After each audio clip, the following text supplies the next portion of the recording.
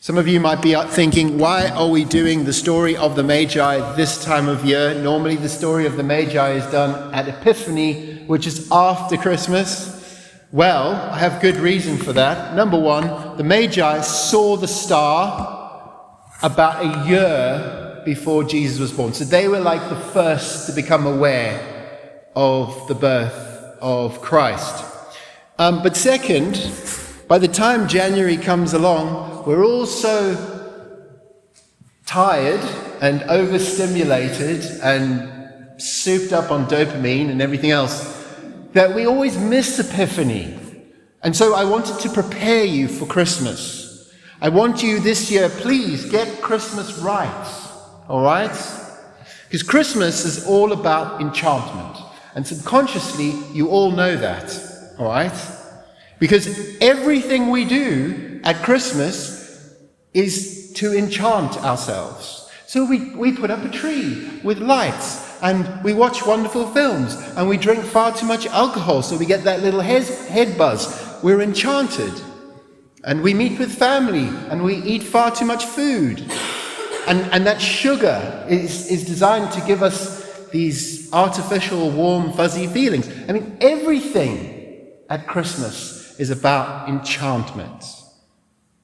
So why are people so unhappy at Christmas? Well, one of the reasons is, and not everyone's unhappy at Christmas, but I do meet quite a lot of unhappy people at Christmas. The thing about enchantment is that it's not about what you do to enchant yourself. The real definition of enchantment is about what is done to you. In other words, it's a magical experience, something that you can't explain, that totally knocks your socks off. You can't organize, you can't orchestrate your own enchantment. Enchantment is something out of this world that you experience, that leaves you never feeling the same again. It is pure magic. This is what the Magi would have felt. And in order to experience some of that Christmas magic, I want you now to put yourselves in the shoes of the Magi. They weren't kings, they were Magi, where we get the word magic or magician, Magi. All right? And who were the Magi? So the Magi are priest astrologers from the Persian court, probably around Babylon. And they studied the stars. This is a clay star chart that was actually found in the ancient city of Nineveh around 6 BC. And star charts, there's evidence of star charts that go all the way back to the 8th century. These guys were really, really good with stars and studying stars. And they would have been in the courts, northern Iraq, and the court of the Babylonian king. And they would have been advisors. They look at the sky, giving out wisdom. They would have been able to interpret dreams. And these are your wise men, all right? And they're also a kind of diplomatic entourage. There are many references in ancient literature to Magi visiting kings and emperors. For example, Tridates, king of Armenia, led a procession of Magi to pay homage to Nero in Rome in AD 66. Did you know that? Pub quiz. Josephus records that the Magi also visited Herod in 10 BC. Oh, so they've been there before, okay? And the Magi were very important individuals. They probably traveled with a large entourage. You know, tradition has it there were three Magi. Well, it's probably a lot more. They even had soldiers for protection. So when these guys turned up in your city, everyone knew about it. And normally it was good news. But if you had a very paranoid king, everyone was greatly disturbed. We see that. It wasn't such a good omen. You know, after the birth of Jesus, Magi from the east came to Jerusalem and asked, "Where is the one to be born, King of the Jews? We saw his star." His star. It's very interesting. His star? Okay, oh yeah, his star, in its rising, and have come to worship him. When King Herod heard this, he was disturbed, and these guys would have charged in with all their camels and their entourage and pitched their tents around. You couldn't miss it. It was massive. Whoa, what's going on here? Something big is happening. Okay. And they've been prompted to come to Jerusalem because of the star. What does the star do? Number one, the star aligns with the prophecy of the birth. The star aligns with the prophecy of the birth. The star appears in the eastern sky at a very specific time in history. And they're used to observing stars, but this star is behaving very differently. It's brighter than all the other stars. It's moving around a bit. They would have observed it from about a year out. They start, well, this is interesting. Wow, okay. Every day with their little clay star in cuneiform writing, making their little impression. Whoa, what has it done now? Oh, look, what is this? What is the star doing? And from the star, they're able to interpret this very, very important person that is about to be born in Judea, about 500 miles away. But how can you work that out from a star? It's a star. Okay, it could have been. They visited kings and emperors all over the place. How do you specifically work out that it's in Judea? This is the king of the Jews. Remember, this is his star. Okay. Well, we need to sort of go back a bit to about 587 BC. And this is when Israel was invaded by Babylon and they were taken into exile. Okay. And if you've read the book of Daniel, you'll know all about this, okay? And Daniel prophesied in Daniel 9:25 a very specific time for the coming of the Messiah. Now, that's a lot of work to go into today, so I'm not going to go, but you can go and read Daniel 9:25 if you want to do that. It talks about time and a half time. But does anyone, this is your pub question, know what Daniel's role was in the Babylonian court? What was Daniel's role? He started out as cupbearer. What did Daniel become in the Babylonian court? Okay? Nobody knows. I love this because I discovered this week. I'm going to look very clever to you now. Daniel 5:11, it's almost a throwaway verse. When the queen is talking to Belshazzar and they need someone to help them, and she says to Belshazzar, king, she says, your father, King Nebuchadnezzar, appointed him, Daniel, chief of the magicians, enchanters, astrologers, and diviners. He's the leader of the Magi. Duh! So what we're saying is possibly, Daniel might have had some influence on these Magi in the royal court, okay?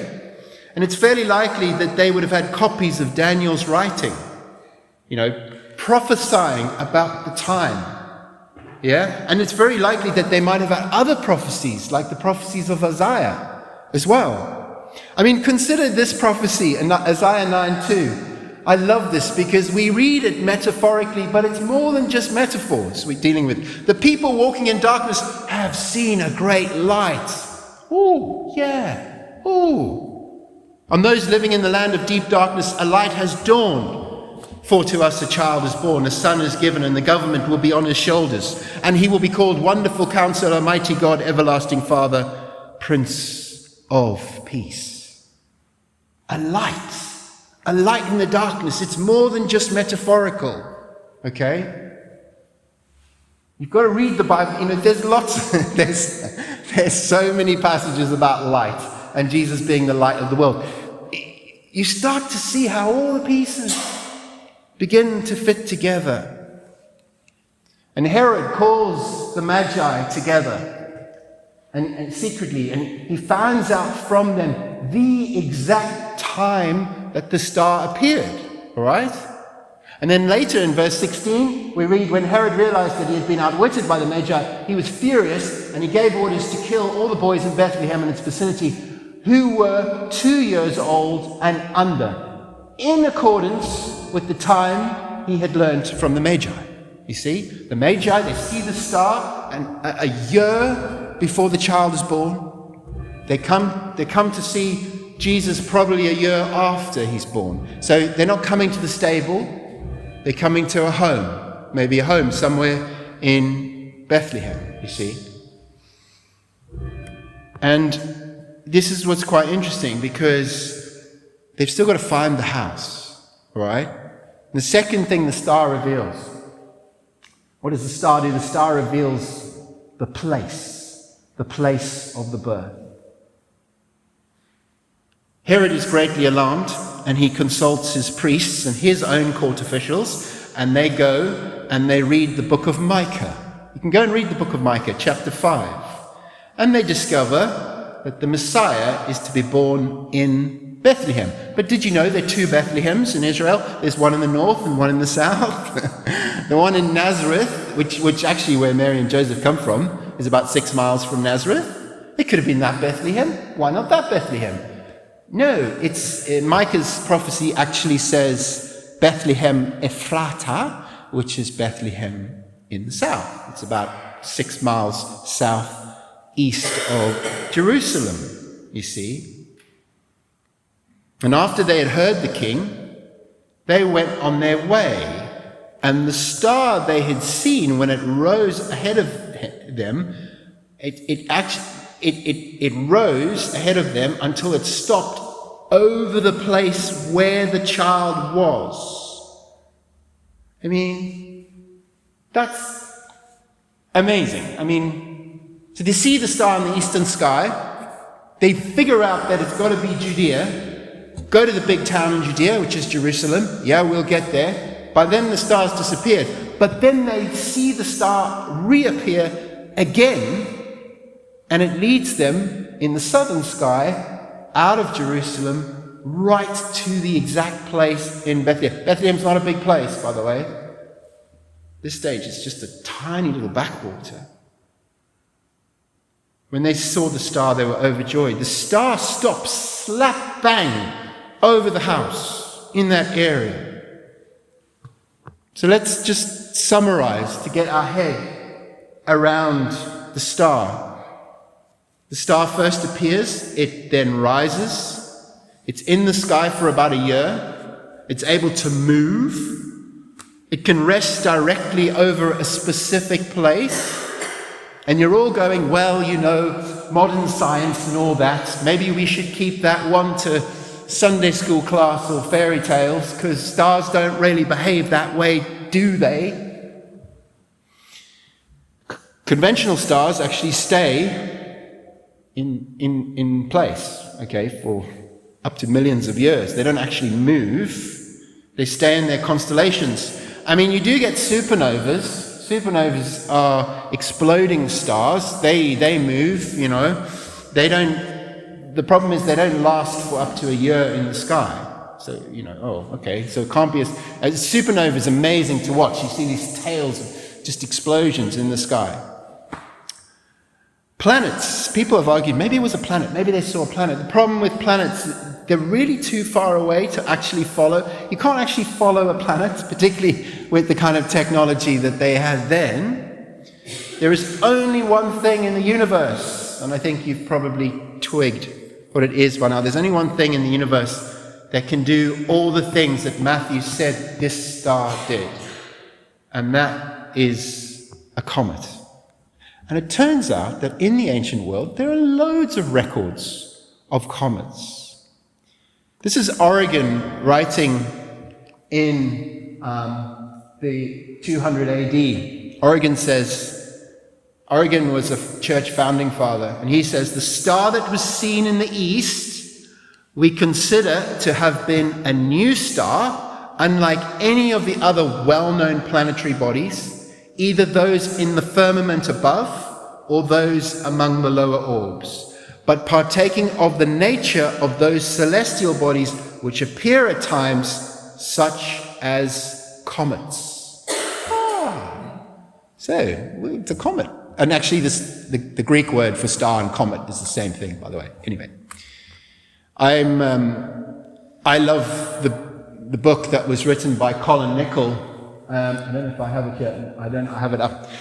Colin Nichol wrote a book called The Great Christ Comet, Revealing the True Star of Bethlehem. If you want to enchant yourself for real, get that book and read it. If you want to know more about that book, I will talk to me afterwards. But in order to write the book, he spent 4 years with a team of astronomers. One of them is the famous astronomer Gary Cronk. Colin Nichol, by the way, is a Cambridge theologian. And they studied what comets do. They studied the history of comets during the time of Jesus and whether Matthew's account could be plausible. And Colin Nichol concludes that in order for a comet to behave this way, it would have to have been a long period comet, would have had to have stayed visible in the sky for over 2 years, and at its brightest it would have looked as bright as the full moon and been from head to tail about 200 meters across. No one could miss that, okay? Julius Caesar and Caesar Augustus used the appearing of comets to bolster their greatness. There's records of them at other times going, oh, yeah, that means because it's me, haha, In 66 AD, Josephus, the historian, wrote about a comet that hung over Jerusalem, like vertically, as the harbinger of doom, predicting that Jerusalem would be sacked in AD 70. That's recorded in Josephus's history. It's the histories. You can go and, if you find a good library, you might be able... I've got a copy of that, by the way. So the star reveals the place of the birth. This is, I love this picture, because this is the great comet of 1577. It was seen over Prague. This comet was seen in Peru as well. It's really well documented and recorded. We haven't actually seen a comet here for a while. I mean, this one is Comet Neowise. It actually was over Stonehenge in 2020, but you all missed it because you weren't up late enough in the sky. But they do come, and occasionally they are massive, and they can look like that. So this is all leading to something very profound, because when you know all this, you then, as I said earlier, you go back and you start to read your Bible in a slightly different way. This is Psalm 19. The heavens declare the glory of God. The skies proclaim the work of his hands. Day after day they pour forth speech. Night after night they reveal knowledge. Without speech or language, without a sound to be heard, their voices have gone out to all the earth, their words to the ends of the world. Now I want you to imagine, maybe some of you don't need to imagine, and that's good. I want you to imagine that everything that Matthew's written there is 100% true, and I want you to imagine how you would feel if you were one of those Magi. When they saw the star, they were overjoyed. Some of the Greek translations say they could hardly contain themselves. The hairs on the back of their necks would have been going up. Can you imagine how they would feel? Truly and utterly enchanted. And why are they enchanted? They're enchanted because they've clicked that something completely out of this world is orchestrating and controlling the whole situation. It's magic. It's complete magic. Something that they cannot explain very easily. And it's magic that conveys this idea that we pray about every single time we meet. The universe is orchestrating a divine truth for you all. And this is the divine truth. Your kingdom come, your will be done on earth as it is in heaven. Heaven's translated the skies. In the sky, in the air as below. That's what we pray. On earth as it is in heaven. The light of the world on earth as in heaven. And I love the idea, the way the Magi would have come to faith. Just a little spark, certainly initially, and then gradually, over 2 years, their hearts would have been warmed in such a dramatic way. And I love the drama. The drama is amazing. But there's this gradualness where we come and start to understand just how damned significant all this is. And I promise you, when you are truly enchanted by Christmas, then all your other problems hang a bit lighter on your shoulders. Seriously, I promise. If you know that God can work this way, and we stand here just on the edge of Advent, and Advent is also about the second coming of Jesus. I firmly believe that if Jesus comes the second time, we'll know about it because the sky will tell us. It'll be in the sky. You'll be able to read it in the sky. The creation will speak. But when you've been really and truly enchanted, your worries and your concerns will hang a little lighter on your shoulders. Be enchanted. Don't let Christmas pass you by. Go away and read these texts again. Get really into the nub of them. Research them. Study them. They're all there. Read the book of Daniel if you want. There's one final thing, and I'll close there. I'll close here. In Acts chapter 26, it's not on the screen for you, Paul gets arrested, and he's thrown before King Agrippa, and he preaches a sermon to King Agrippa, Acts 26. And one of King Agrippa's court officials says, after Paul's speech, he says, "Paul, have you lost your mind? This stuff's crazy. What are you on about? The Son of God and all this, Come on, Paul. How dare you speak to the king this way?" It's all there in Acts 26. And in verse 26, Paul responds, and he says, "For the king knows about these matters, and I can speak freely to him. I am confident that none of this has escaped his notice, because it was not done in a corner."